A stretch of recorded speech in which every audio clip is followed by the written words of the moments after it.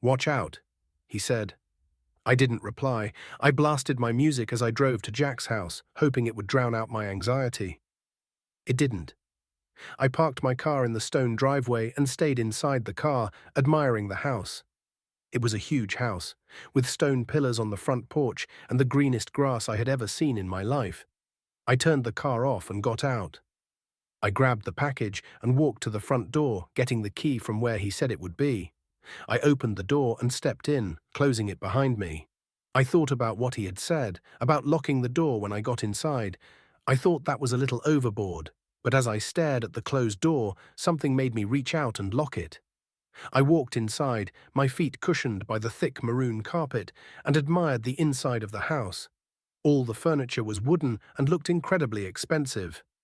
I would probably finish school a dozen times with the money that it took to furnish this place.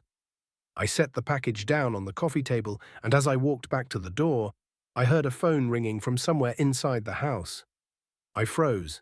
In my pocket, my phone buzzed. I took it out to look. "Don't answer any calls that aren't from Marvin." It read. I put my phone back and followed the sound of the phone, poking my head into a few different rooms before I found it in an office. I walked over to the desk and looked at the caller ID. Incoming call from Jack. That was odd. I grabbed my phone to look at the message again.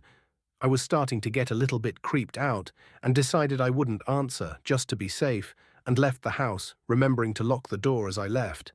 I've done a few more favors for Jack since then. I drove a BMW to a random park in another city, only to get out and drive a different car back to Jack's house. He had me meet one of his employees at lunch, who then gave me a briefcase to deliver to the first house I had gone to and told me he would know if I looked inside.